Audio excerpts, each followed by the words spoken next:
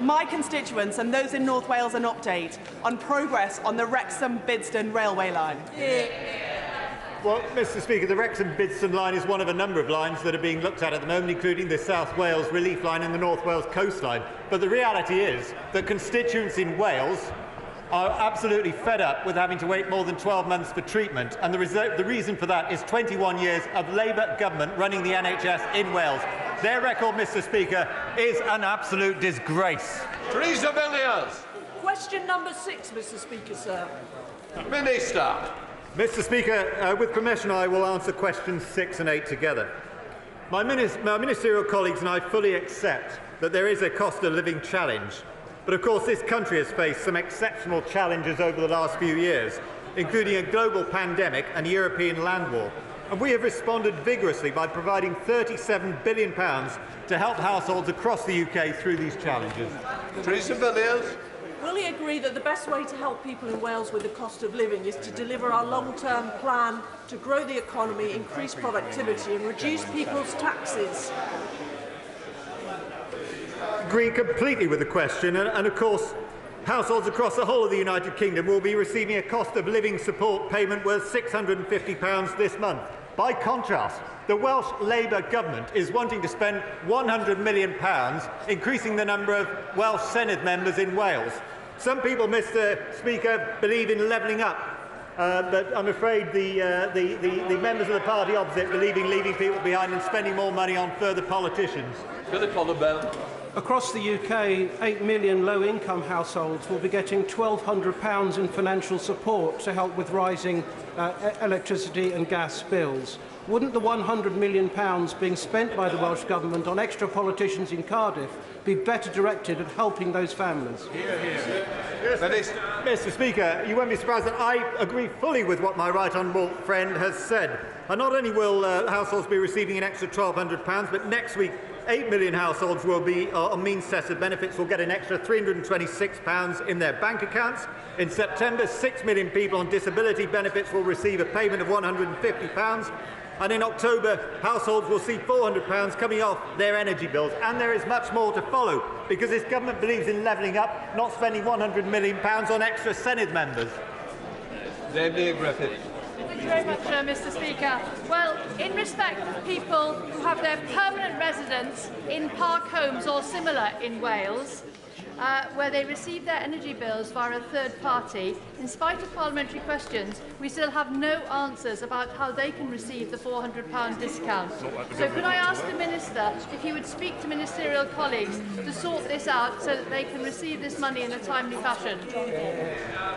Well, Mr. Speaker, the honourable lady hasn't actually contacted me about this previously, but I think it's a reasonable issue to raise, and I'd be happy to see any correspondence from her on this particular issue.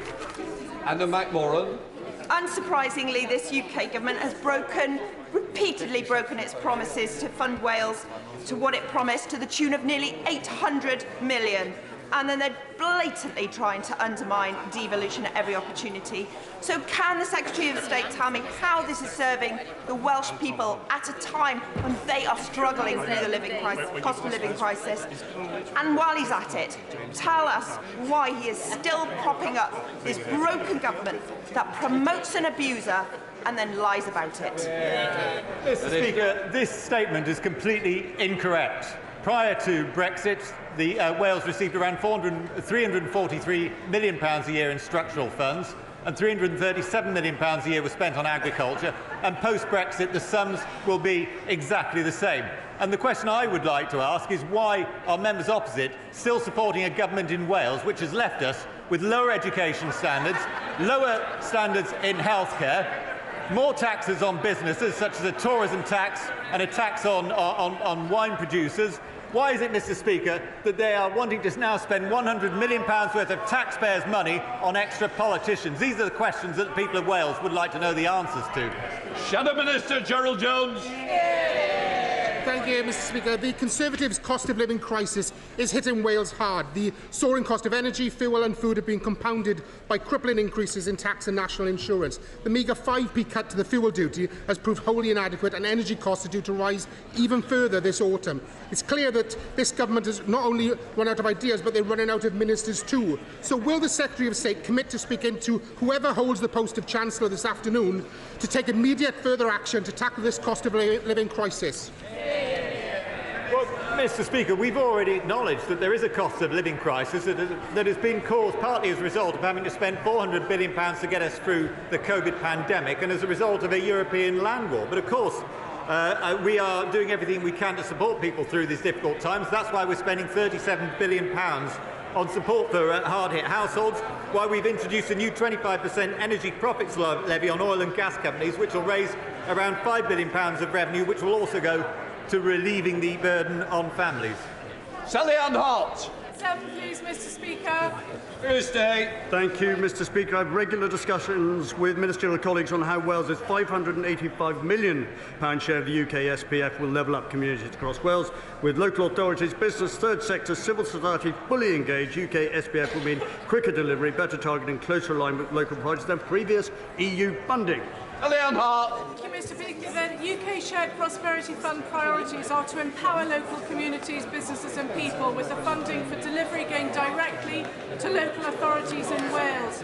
Can my right honourable friend outline the steps he is taking to work directly with local communities in Wales to ensure delivery of local priorities and the benefits that this will bring to the people, communities and businesses in Wales?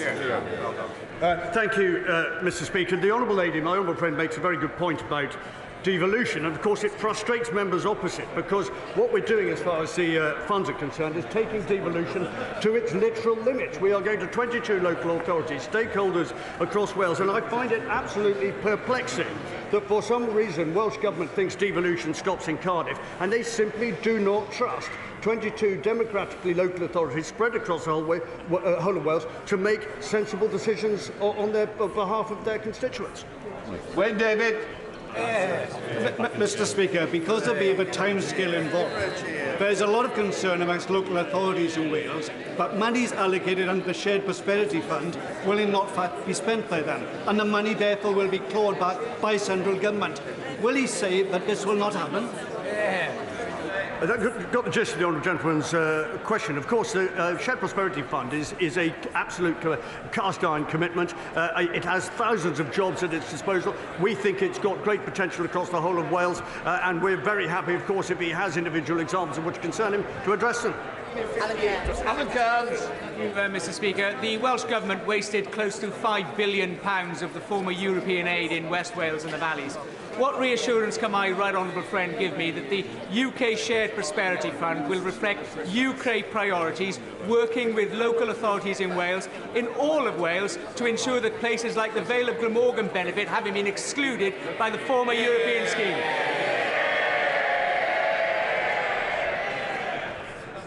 Thank you, Mr Speaker. My right honourable friend puts his finger on exactly why the Levelling Up Fund and the UK Shared Prosperity Fund is so vital, because what it does is go straight to local communities. It allows them to make bids and decisions on behalf of their constituents and their residents and their ratepayers in a way that no other scheme has previously enabled them to do. That is why it is innovative, and that is why it will lead to sustainable jobs. Mr Speaker, what type of shared prosperity is it for the UK Treasury to plunder capital investment programmes in Wales by refusing contractors to use red diesel instead of white diesel, further driving up construction inflation to the benefit of the UK Treasury and the detriment of Wales, Northern Ireland and Scotland? Mr Speaker, I think it's a question which has really not got any sensible context to it, because the proposals which have been set out either by the Treasury or indeed through Levelling Up and Shared Prosperity Funds make it absolutely clear on how those funds will benefit all of communities in a way that they haven't before. And picking sort of specific examples of saying that this is somehow an anomaly overlooks, I think deliberately, all of the criteria which underpins the funding methods I've talked about. Chris Elmore. For 9, sir. Secretary of State. Thank you, Mr. Speaker. Yes, it says here, Welsh products and services are some of the best in the world, from Welsh steel used to build Crossrail to Airbus's cybersecurity expertise to Raytheon in Broughton upgrading intelligence surveillance capabilities of our aircraft. Chris Elmore. Mr. Speaker, Wales is being denied billions in consequential funding for HS2. So does he agree for Wales to see any benefits from the scheme, which of course needs around 3 million tonnes of steel and new high-speed trains? The DfT should look to procure Welsh steel and indeed buy trains from my honourable friend, the member for Newport East constituency in CAF, to ensure that Wales finally benefits from the project, or is it simply the Tories will continue to fail the people of Wales? Well, John Gentleman actually raised a point which I have a lot to agree with. And I think if he looks at some of the projects we're talking, particularly around defence spending, £850 million worth of defence spending, the potential around floating offshore wind once the Crown Estate's leases are in play, the huge potential around nuclear development, he will see that actually domestic UK procurement of steel is actually right back on the agenda, and that will result in every steelmaker in Wales benefiting. Simon Baines. For number 10, please, Mr. Speaker. UK government is Wales tourism's biggest fan, and the fact we have stepped up with financial help during the pandemic and saved thousands of jobs is a testament to that. Simon Baines. Thank you, Mr. Speaker. Tourism is of crucial importance to Clwyd South, which attracts visitors from all across the world for events like the Llangollen International Musical Eisteddfod, which is taking place this week. Would my right honourable friend join with me in condemning the Welsh Labour government's plans to introduce a tourism tax, which will do great damage to the tourism industry across the whole of Wales? Well, Mr. Speaker, I think I can do even better than my honourable friend requests me to do by simply quoting the words of the Chief Exec of UK Hospitality, Kate Nichols, when she says, "The tourism tax is ill thought through and proposed without any impact assessment. Welsh Government does not know why it is needed, what its effect will be on visitors and what damage it will do to businesses and jobs in a sector making up a quarter of the Welsh economy. It is unnecessary, unhelpful and ill-considered." So if the House doesn't believe it from me, Mr. Speaker, they should believe it from the experts in this particular field. Lynn Brennan.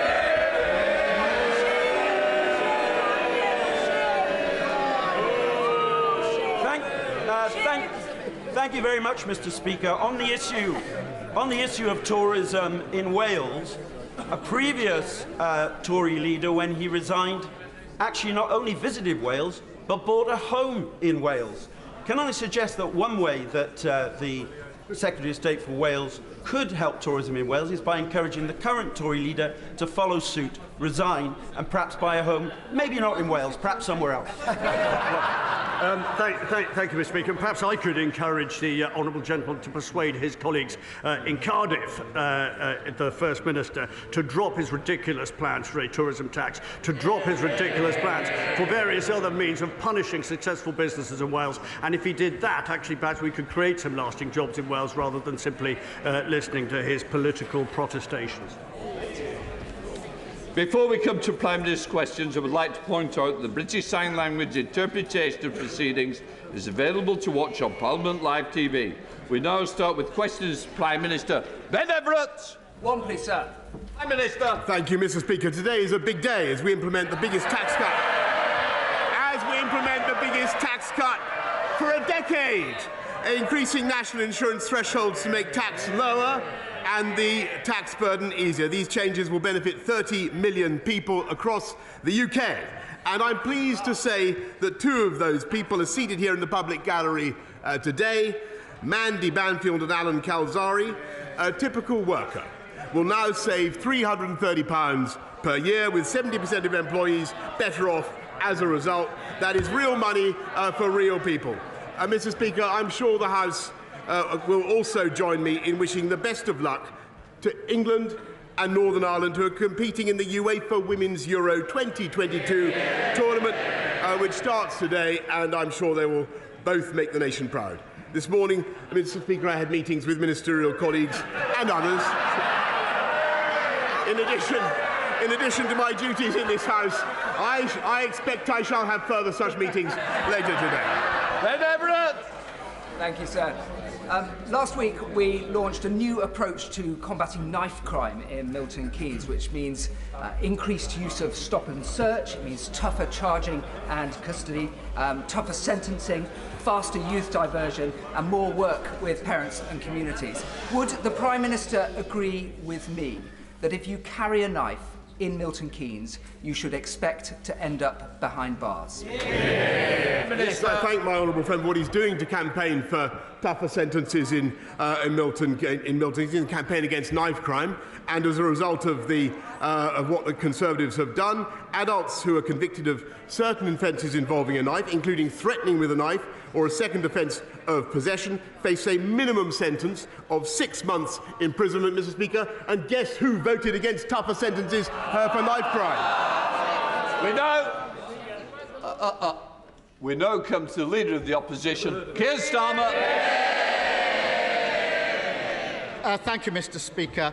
Today is the start of the Women's Euros, and I know the whole House will wish the Lionesses the very best of luck in bringing football home. Mr. Speaker, it's also... Mr. Speaker, it's also been 40 years since the death of Terence Higgins. Terence worked at Hansard by day and Heaven by night before he sadly died of AIDS. The Labour Party and the Terence Higgins Trust are committed to ending new cases of HIV by 2030. Together we can. Mr. Speaker, last week a government minister was accused of sexually assaulting a young man. I want to quote the victim's account. He says, "He grabbed my arse and then he slowly moved his hand down in front of my groin. I froze." I accept that's not easy listening, but it's a reminder to all those propping up this Prime Minister just how serious the situation is. He knew the accused minister had previously committed predatory behaviour, but he promoted him to a position of power anyway. Why? Prime Minister. Mr. Speaker, that individual, the member for Tamworth, no longer has the Conservative whip. He no longer has a job. He is no longer, as soon as I was made aware of the allegation that he has just read out, Mr. Speaker, and the complaint that was made, he lost his status as a Conservative MP, and he is now the subject, Mr. Speaker, of an independent investigation to the Complaints and Grievances panel. And that is entirely right. And I want to say to him, Mr. Speaker, I want to say to him that I abhor bullying and abuse of power anywhere in Parliament, in this party or in any other party. Keir Starmer. None of that explains why he promoted him in the first place. And we've heard it all before. We know who he really is. Before he was found out, he's reported to have said he's handsy. That's the problem. Pincher by name, pincher by nature.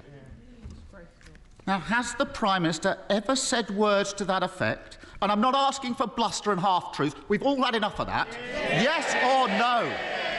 Prime Minister. Mr. Speaker, I'm not going to trivialise what happened. Yes, Mr. Speaker. Yes, Mr. Speaker. I'm not, because there's very serious complaints have been raised against the member for Tamworth, and they're now being investigated, Mr. Speaker. It is true. It is true that a complaint was raised when he was in the Foreign Office, and the matter was resolved. It's absolutely true. It's absolutely true, Mr. Speaker, that it was raised with me. I greatly regret that he continued in office, and I've said that. I have said that before, Mr. Speaker. I have said that before, Mr. Speaker. But it is now the subject of an independent investigation, and that is the right thing, Mr. Speaker. And frankly, I think the people of this country would like also to hear. They would like also to hear about other jobs that are held by people in this country, not least the 500,000 people we got off welfare into work in the last 6 months alone, Mr. Speaker. Those are things that are making differences to the lives of people up and down the country, and I'm proud of it. Keir Starmer. No one's cheering that. No denial. And he says the matter was resolved when he means it was upheld. Exactly. And they're all sitting there as if this is normal behaviour. When that young man reported his attack to a government whip, she asked him if he was gay. When he said that he was, she replied, "That doesn't make it straightforward."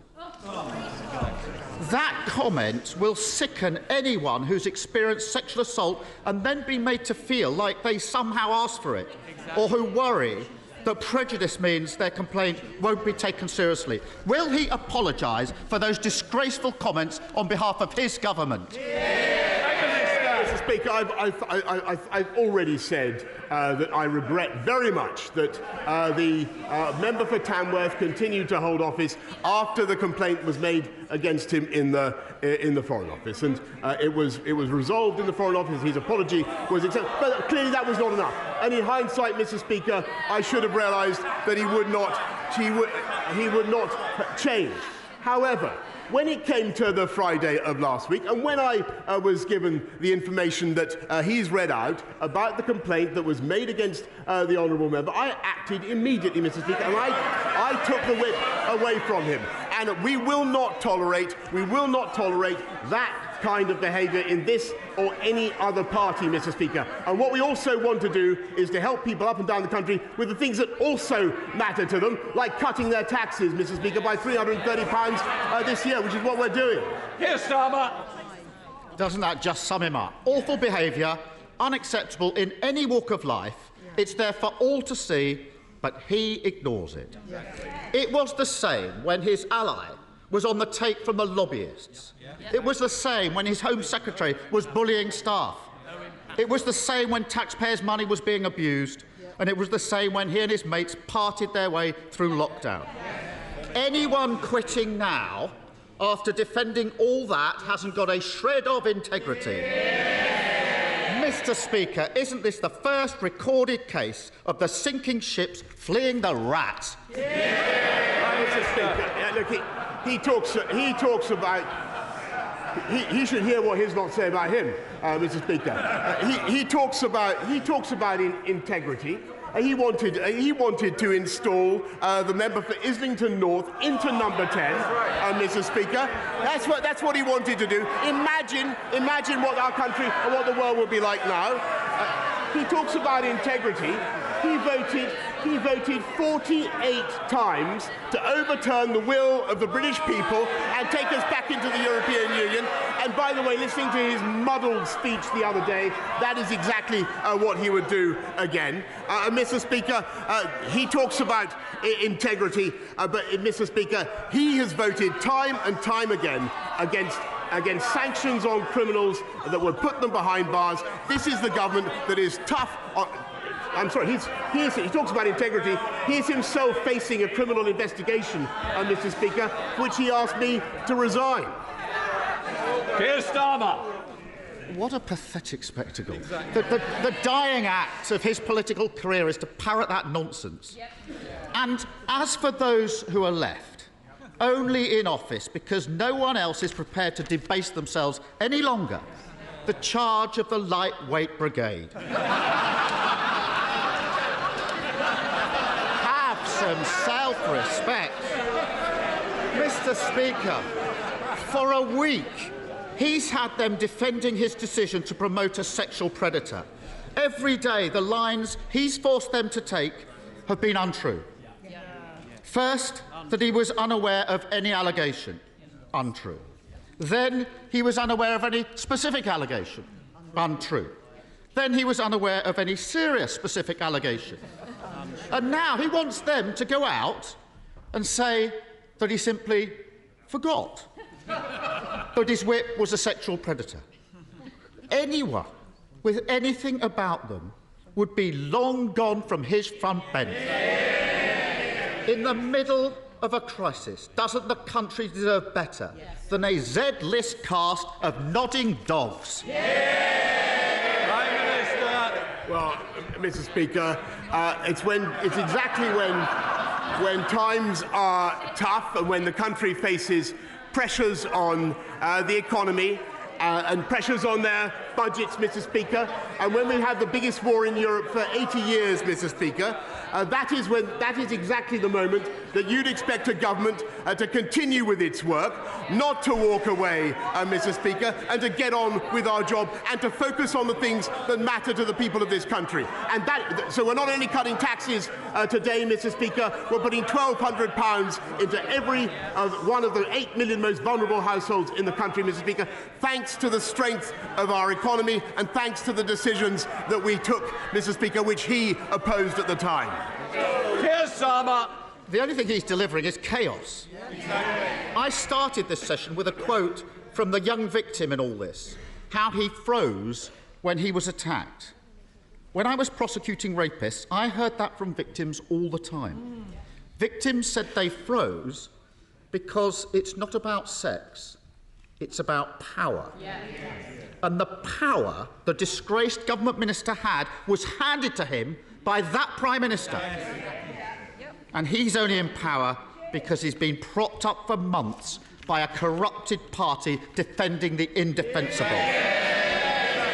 So it's no longer a case about swapping the person at the top. Isn't it clear? The only way the country can get the fresh start it deserves is by getting rid of the lot of them.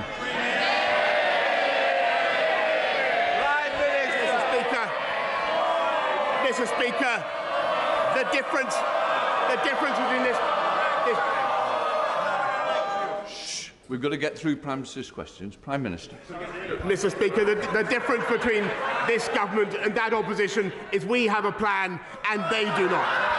We're getting on. They want to focus on this type of issue, Mr. Speaker. We're going to get on with our jobs. We're going to control prices, Mr. Speaker, by not giving in to the union barons. They're paid by the union barons, and they're proud of it. We were the first European country to arm the Ukrainians, Mr. Speaker. I'm proud of that. And those guys, Mr. Speaker, the party opposite, not only do they want to put Mr. Corbyn into number 10, the member for Islington North, but 8 of them, including the shadow Foreign Secretary, the shadow Deputy Leader, and 6 others voted to get rid of our independent nuclear deterrent, Mr. Speaker. Today we are cutting taxes, we're helping 500,000 people into work, and thanks to the strength of our economy, we're helping people up and down the country, and we are going to continue to deliver on the mandate I was given. Johnny Mercer. Thank you very much, Mr. Speaker. On Monday night, the Northern Ireland Legacy Bill reached its 3rd reading. And so with it, the beginning of the end of the journey, a long journey to make sure the service and sacrifice of those who served in Iraq, Afghanistan and now Northern Ireland is not rewritten by those who seek only to line their own pockets. But would the Prime Minister agree with me that never again can we allow such a gulf to open up between this place and those who serve? Never again must they be made to feel like we are not on their side. And will he redouble his commitment to make sure this is the best country in the world, to serve in the military and be a veteran all their family? Thanks, my honourable friend, very much. I thank you for all the work that he's done for veterans and continues to do. This bill will give veterans the certainty they deserve, and we're fulfilling the manifesto pledge to end the cycle of investigations, but also at the same time making sure that families can get the answers they need about what happened to their loved ones. We now come to the Leader of the SNP, Ian Blackford. Thank you, Mr. Speaker. And can I give every best wish to the England and Northern Ireland ladies football team as they approach the Euro Championships. There's nothing better than seeing your teams in these finals. Can we also commemorate the passing 40 years ago of Terence Higgins and all those that have died from AIDS and sin? And I'm sure, Mr. Speaker, the whole House will want to join with me in passing condolences to the family and friends of the Scottish football goalkeeping legend Andy Gorham, who sadly passed far too early last weekend. He will long live in the memory of the best goalkeeper that many of us have seen. Mr. Speaker, it's easy to forget that only 10 days ago the Prime Minister was dreaming of a 3rd term. Mr. Speaker, you know, it's often said that a week is a long time in politics, but it turns out that 10 days is truly a lifetime. Because, let's face it, it's a minor miracle that the Prime Minister has even made it through to Prime Minister's questions, and he really ought to see the faces behind him, because, Prime Minister, it really is over. The Prime Minister is desperately clinging on to his own fantasy, but the public can't afford to put up with this farce of a government a minute longer. Today, we should be talking about the Tory cost of living crisis, soaring inflation and the growing costs of Brexit. But instead, it's always about him. How many more ministers need to quit before he finally picks up his pen and writes his own resignation letter? Perhaps that's what he's doing now. Actually, Mr. Speaker, I was just jotting down some notes on his question, which I thought was excellent when he was talking about the economy, because that is the issue that the country faces, and that is where this government is introducing, I think, the most important solution: helping families up and down the country with £1,200 going into their bank accounts right now, cutting taxes for 30 million people, £330 tax cut, and helping 500,000 people into work through the Way to Work scheme. That is a fantastic thing to be getting on and doing. That is the priority of this government, and that's what I'm going to focus on. I'm glad he likes it. Ian Blackford. My goodness, nothing to see. We should all move on if we live in the world of the Prime Minister. You know, a few weeks ago I compared the Prime Minister to Monty Python's Black Knight. Actually, turns out I was wrong. He's actually the dead parrot. Whether he knows it or not, he's now an ex-Prime Minister. But he will leave behind two deeply damaging legacies. I hope the dishonesty of his leadership follows him out of the Downing Street door. But the other legacy is that of Brexit. And that will stay, because I'm sad to say that the Labour Party now fully supports Brexit. Mr. Speaker, Scotland wants a different future, not just a different Prime Minister. So if the Prime Minister won't resign, will he call a general election and allow Scotland the choice of an independent future, free from the control of Westminster? Prime Minister. Mr. Speaker, I noticed that his remark that the Labour Party have given up on returning to the European Union was not greeted with rapture by the benches opposite, and that's because it's not true. They want to go back in just as he does. I think that is a terrible mistake. It would be anti-democratic, Mr. Speaker. And as for the referendum that he wants, well, we had one of them, as I've told him before, in 2014.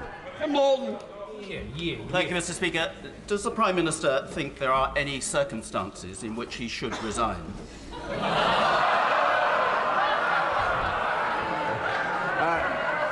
I think, Mr. Speaker, clearly, if there were circumstances in which I felt it was impossible for the government to go on and discharge the mandate that we've been given, or if I felt, for instance, that we were being frustrated in our desire to support the Ukrainian people, or over some major point, then I would.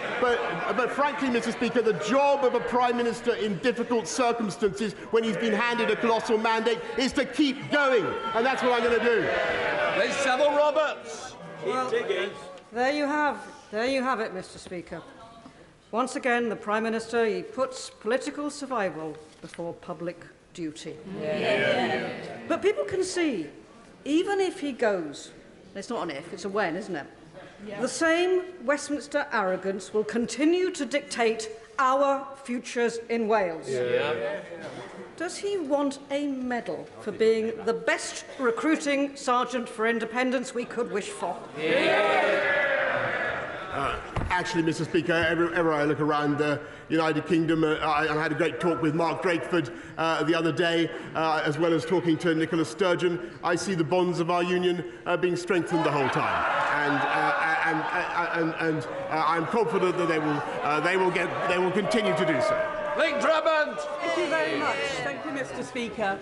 The government's town centre and levelling up funds have been very successful around the country, but there are a few town centres, like Waterlooville in Mearn Valley, that are in desperate straits and haven't managed to get any funding, get a scheme into the present round of funding. Can my honourable friend assure me that future funds will be available to help declining high streets become fit for the 21st century and survive the post-pandemic? I thank my honourable friend, and she's a great champion for Mearn Valley, and I will make sure that she gets a meeting with the Minister for Levelling Up at the earliest opportunity. Western.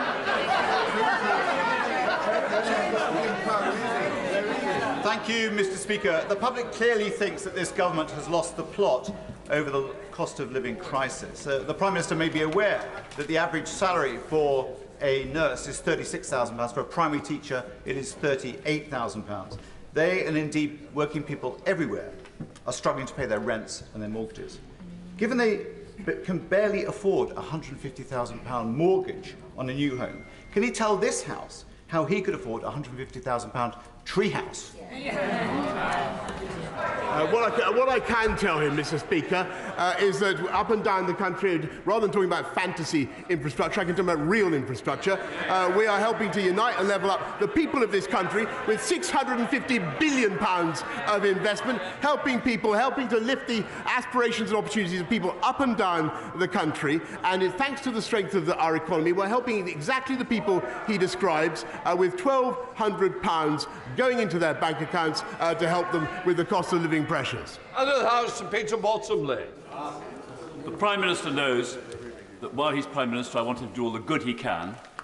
While he's Prime Minister's Green and Present Land, can I refer him to EDM 1082 about the Goring Gap, the Chatsmore Farm, or to the Department of Levelling Up, the land above Goring Station, the farm in Worthing, which was fully protected and will be fully protected when another inspector says that Worthing Council protecting it will happen. Can I ask him to tell the government to withdraw their objection to Worthing Council's appeal against the absurd decision by a planning inspector to allow 482 homes to go on this green lung between Goring and Ferry? I thank the Right Honourable Gentleman very much, and he campaigns on this issue for some time. I will make sure that he gets a meeting with the relevant minister to discuss the development in Goring by sea. Ian Lavery. Thank you, Mr. Speaker. On the 21st of January, the government committed £100 million from the Automotive Transformation Fund to British Wool, to a gigafactory in my constituency, Calais, Wansbeck. And as of today, Prime Minister, not a penny, not a single halfpenny is being received by the company. And it jeopardises up to 8,000 much-needed jobs. The tensions between the Prime Minister and the former Chancellor have sadly now been much exposed. And I'm telling you, Prime Minister, the betrayal of my constituents cannot be another broken promise of this government. Prime Minister, give them a nudge. Please instruct your new bestie to make sure that the cheque is in the post this afternoon, because who knows who'll be in that seat this time this afternoon, never mind next week.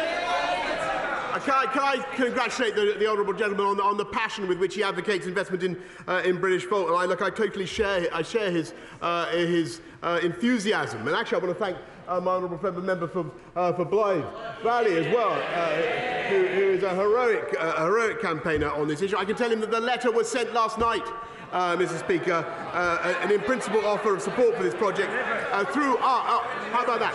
Hang on in there, Mr. Speaker. That's what I'm going to do. Thank you, Mr. Speaker. The world is facing a global food crisis in which the poorest nations face catastrophic consequences. Will the Prime Minister take all possible action to negotiate and facilitate access to the grain stores stranded in Ukraine? We have a limited opportunity to avert famine in developing nations, and the UK must play its full part using all the resources at our disposal. My right honourable friend is completely right, and there are 25 million tonnes of wheat that are basically being held hostage by Putin. That's equivalent to the annual consumption of many of the least developed countries, and we're helping to lift that blockade, not just by negotiation, but also by supplying demining equipment, insurance for the commercial ships that might be involved, and also 10 million to help improve the railway infrastructure that would be necessary to get the grain out by rail. Mark Andrew. Mr. Speaker, yesterday the Prime Minister said that he is fed up of people saying things on his behalf. It's not just him that's fed up, so are the British people and his ministers who are resigning. They're sick of time and time again being sent out by him to say things that aren't true. Is the real problem him or them for believing him in the first place? Mr. Speaker, I thank him very much. And look, I want to be clear. What I want to say is, I say it again, I regret the way the appointment happened, and I was clear with the House about what I knew at the time. But I want to stress that I take this matter extremely seriously. I'm very sorry for the impact it's had on the victims. But the individual in question, the member for Tamworth, is now subject to an independent complaints and grievance procedure. As soon as that complaint was made, I should say, Mr. Speaker, the whip was taken away. Can I just say, we don't know that is the case. It is confidential, and I think we've got to stop referring to something that we don't know there. And I want to put the House on notice that we don't mention it. Teresa Villiers. Just over a fortnight ago, 2 horrific fatal stabbings took place in a quiet street in East Barnet. With the Metropolitan Police now in special measures for the first time in its history, will the Prime Minister urge the Mayor of London to start living up to his responsibilities as Commissioner? The Mayor needs to get a grip on crime, he needs to give Barnet its fair share of new officers, and he needs to abandon his plans to sell Barnet police stations. Well, I do notice, Mr. Speaker, that crime has spiked since the previous Mayor of London, and it is the Labour Party that voted against stop and search, Mr. Speaker, that voted against increased funding for the police. And I think, as for the Labour Mayor, he'd do better to get out of California and take control of crime in his city. And this will alter. Thank you, Mr. Speaker. According to the NHS Confederation, not a single one of the so-called 40 new hospitals the Prime Minister promised at the last election will be built by 2024. 2 of those new hospitals are in my constituency. Hammersmith opened in 1902 and Charing Cross opened in 1818. They're not new hospitals and there's no building going on. Like all his promises, they exist only in his warped imagination, as this is likely to be his last Prime Minister's questions. Will he finally tell us the truth? Well, actually, Mr. Speaker, if he looks at what we promised and what we delivered, we said we'd get 20,000 police out on the streets. We've actually got 13,500 more already. We said we'd do 50,000 more nurses. We're already on track. And he's quite wrong about the pledge on hospitals. We're going to deliver them by 2030, Mr. Speaker. That was always clear. And the only reason we can do that is because we're putting the funding into our NHS, which he and his party opposed. Gary Sambrell. Mr. Speaker. Yesterday, in an attempt to boost morale in the tea room, the Prime Minister said at a table, but there were 7 people, MPs in the Carlton Club last week, and one of them should have tried to intervene to stop Chris from drinking so much. As if that wasn't insulting enough to the people who did try and intervene that night, and then also to the victims that drink was the problem. Isn't it the example, Mr. Speaker, but as the Prime Minister constantly tries to deflect from the issue, always tries to blame other people for mistakes, and that at least nothing left for him to do other than to take responsibility and resign. Order. Can I just say, you ought to be embarrassed by clapping. This is not a debate. Mr. Esterson, it's not debating society. This is... This is Prime Minister's questions. I want to get through the questions. There's other people want to catch my eye, and the way to do it is not by clapping. Prime Minister. Mr. Speaker, there's a very simple reason why they want me out, and that is because they know, Mr. Speaker, that otherwise we are going to get on and deliver our mandate and win another general election, and that is the reality, Mr. Speaker. Neera Wilson. Thank you very much, Mr. Speaker. The Prime Minister once wrote, "It is a wonderful and necessary fact of political biology that we never know when our time is up. Long after it is obvious to everyone that we are goners, we continue to believe our duty is to hang on to the perks and privileges of our posts. In reality, we are just terrified of the come down." Yep. So for the sake of this great country, will the Prime Minister heed the advice of his former self, get over his terror and do the decent thing? Yeah. Mr. Speaker, with great respect, I refer the honourable lady to the answer I've just given. When things are tough, of course people turn their fire on the leader of the country, but it is my job to get on and deliver our manifesto, which we are, and to deliver on the mandate on which I was elected, and to get this country through tough times, just as we got it through COVID. And that is what I'm going to do. Fiona Bruce. Thank you, Mr. Speaker. Around 1,000, I apologise, around 1,000 delegates from 100 countries are at the Freedom of Religion or Belief International Ministerial Conference over at the QE2 Centre today. There is still time for honourable members to visit. But will the Prime Minister agree with me that this significant conference will count for nothing unless it results in concerted global action to promote and protect freedom of religion or belief around the world? I thank her very much. And freedom of religion and belief is integral to people's identity and their sense of themselves and their own personal freedom and security. And I thank her for the work she's doing as my own envoy on that subject, and also for the wonderful conference that she has organised. It was great to talk to her about it yesterday. Mohammed Jasser. Thank you very much, Mr. Speaker. Will the Prime Minister join me in expressing my deepest condolences to those injured and affected by the explosion at a block of flats at Redwood Grove in Bedford on Monday, which has sadly led to the death of one resident, with others yet to be accounted for. This is a timely reminder of the dangerous work undertaken by the fire service. So will the Prime Minister join me in praising the emergency services who were at the scene, and also reconsider his 2% pay offer when firefighters have endured a real terms pay cuts of 12% over the last decade? I thank him very much, and and I share very much his support for the firefighters of our country. They do an incredible job, and overall it's a testament to their work that deaths from fire over a long period have on average been decreasing, thanks to the work that they put in. We will do our best to look at the public sector pay review body offer and do our best to fund them as much as we can, but everybody knows the inflationary pressures that this country is now under. We don't want to have pay increases that are simply swallowed by price increases. David Johnson. Thank you very much, Mr. Speaker. The North Morton in my constituency was dubbed Britain's kindest village because this 160... Wait for it. Because this 160-home village committed to take 50 Ukrainian refugees. It has them all with them now. In the gallery today, there is a group of those hosts and some of the Ukrainians that they are hosting, including 2 young people who hope to go into Ukrainian politics in the future. Will my right honourable friend join me in welcoming them to this place and in thanking North Morton for their efforts?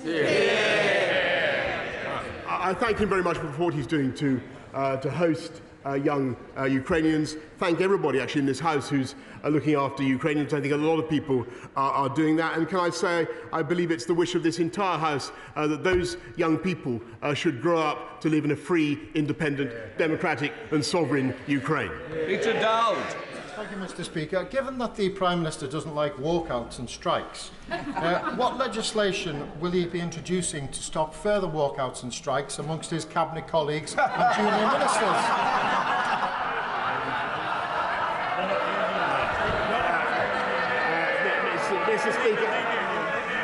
Mr. Speaker, I think that the whole House will have observed the brilliant performance on the radio this morning by the new Chancellor of the Exchequer. And that's no disrespect to the former Chancellor of the Exchequer. But what I think it shows, Mr. Speaker, is that in common with many sectors of the UK economy, there is a ready supply of skilled labour in the upper reaches of the Conservative Party. David Davis. Davis. Thank you, Mr. Speaker. I'd like to draw the Prime Minister's attention to the words he used in response to my right honourable friend, the member for Worthing, when he asked the question earlier. 6 months ago, I called on the Prime Minister to resign because even then it was clear that his approach to leadership and integrity was already creating a pipeline of problems that would paralyse proper government. Today, I ask him to do the honourable thing, to put the interests of the nation before his own interests, and before, in his own words, it does become impossible for government to do his job. Prime Minister. I thank him very much for the point that he's made again. I've just got to, I respect. I just couldn't disagree with him more. Look at what the government is doing today, cutting taxes for 30 million people. We've just completed a programme to get 500,000 people off welfare into work, Mr. Speaker. And thanks to the strength of our economy, thanks to the position that we're now in, which was because of decisions that we took that they opposed, and it's never forget. We are able to give £1,200 to 8 million of the poorest and most vulnerable families in this country. That is the right thing to do. We're getting on with it, and we will continue with our active and energetic programme for the benefit of this country, uniting and levelling up and unleashing the prosperity of the entire nation. Final question, Clive Betts. The Local Government Association has told us that over 400 families who've come to this country from Ukraine under the family scheme have subsequently presented themselves as homeless to local authorities. Because the local authorities haven't got enough accommodation, those people are going to end up in temporary accommodation. There's a simple answer. Local authorities could be allowed to contact the many thousands of people who volunteered to provide homes under the Homes for Ukraine scheme. The problem is the government doesn't allow families to transfer from the family scheme to the home scheme. When will the Prime Minister act to ensure people who've come thousands of miles to this country aren't placed in temporary accommodation, but we take on the generosity of those families who are willing to offer them a home?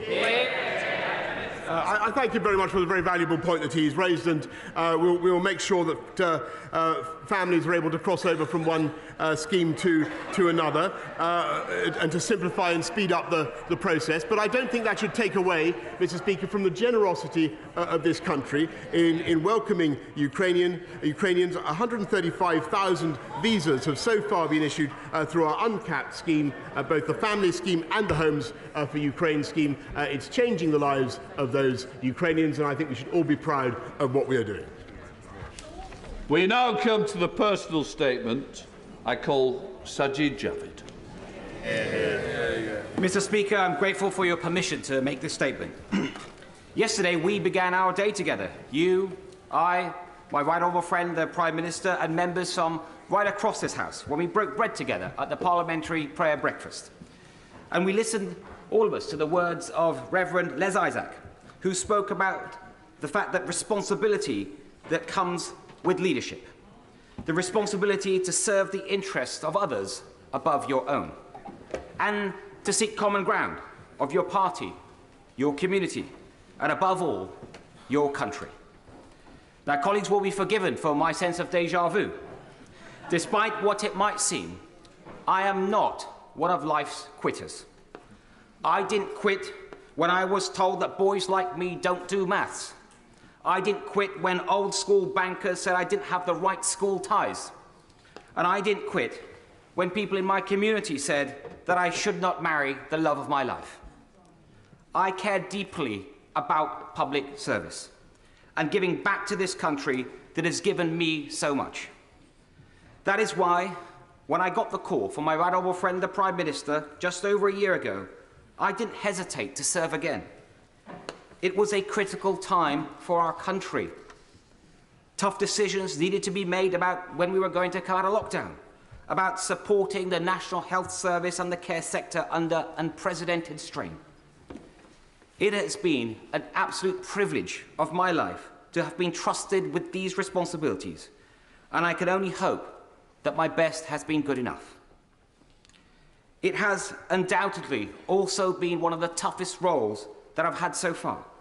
The gravity of Home Office decisions, the scale of Treasury decisions, but nothing matters more than the health of your people, of the British people, especially and in the wake of a pandemic. Caring for people's health and well-being is truly a noble vocation. And so I would like to take this opportunity to pay tribute to all of those across the country working in health and care sectors, as well as those that I worked so closely with in my old department, DHSC, and in the NHS. There is so much that I planned for the long-term reform of our health and care systems, and it is a wrench to leave that important work behind. Now, when I last gave a personal statement from this seat, I spoke about the importance of institutions and conventions. Today, it is about the importance of integrity. And don't worry, there's not going to be a series of these. Institutions and integrity are both central pillars that underpin our great democracy. It doesn't matter what your political perspective is in this House. I believe that we are all motivated by the national interest, and that the public expects us all of us, to maintain honesty and to maintain integrity in whatever we do. This is not an abstract matter. We've seen in great democracies what happens when divisions are entrenched and not bridged. We cannot allow that to happen here. We must bring the country together as one nation. Effective governance inevitably requires loyalty and collective responsibility. Of course it does. And I'm instinctively a team player. And I have completely focused on governing effectively over the last year. But treading the tightrope between loyalty and integrity has become impossible in recent months. And, Mr. Speaker, I will never risk losing my integrity. I also believe a team is as good as its team captain, and that a captain is as good as his or her team. So loyalty must go both ways. The events of recent months have made it increasingly difficult to be in that team.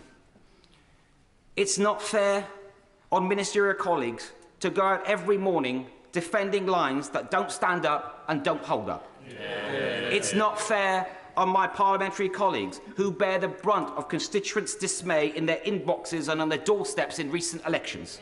And it's not fair on Conservative members and voters who rightly expect better standards from the party they supported.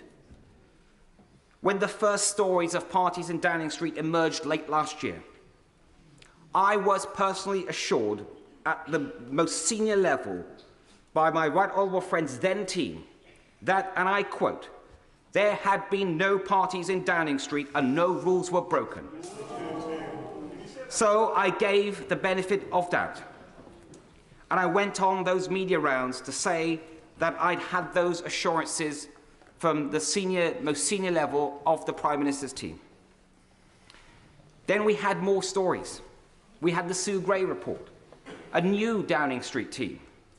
I continued to give the benefit of the doubt. And now this week again, we have reason to question the truth and integrity of what we've all been told.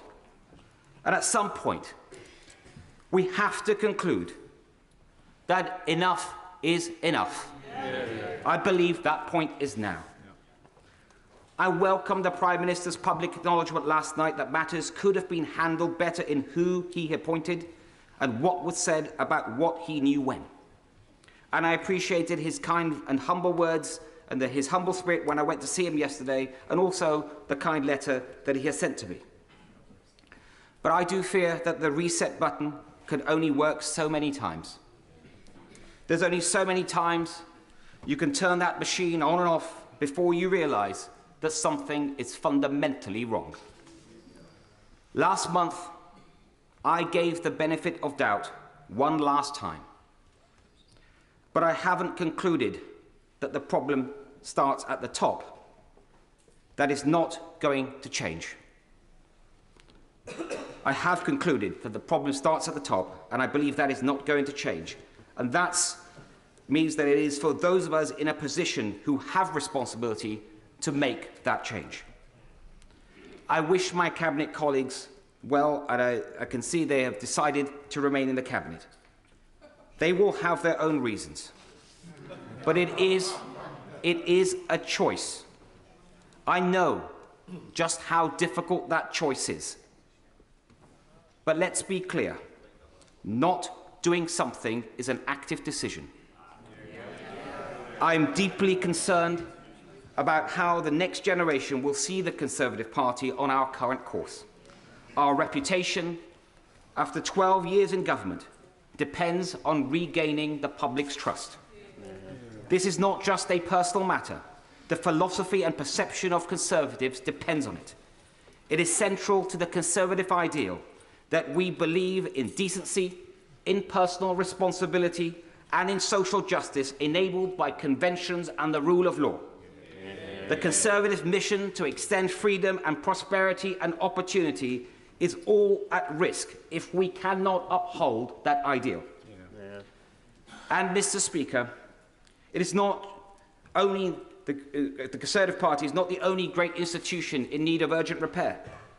Like everyone in this House, I have been dismayed by the drip of stories of harassment and worse by members of this House. So I'm also concerned about how the next generation will see this House and the health of our democracy. In recent years, trust in our roles has been undermined through a series of scandals. But the one thing we can control is our own values and behaviours. So it is incumbent on all of us to set high standards for ourselves and to take action when they are not met by others. Mr. Speaker, I'm grateful for the messages of support that I've had from many members of this House and beyond. I got into politics to do something, not to be somebody. So it is hard in one way, but not in another. Being a good father, a husband, a son, and a citizen is good enough for me. And if I can continue to contribute to public life and my party from the backbenches, it will be a privilege to do so. Can I say to the House, there will be no more personal statements today.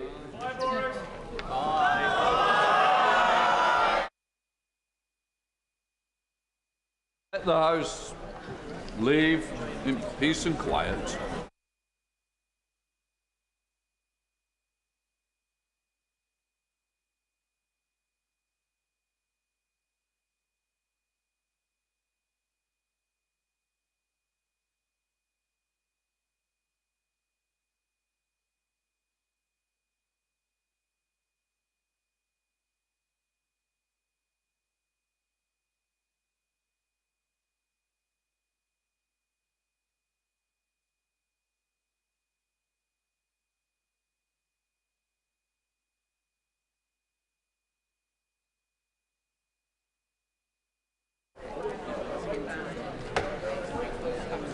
Thanks, Mr. Speaker, for allowing me that time.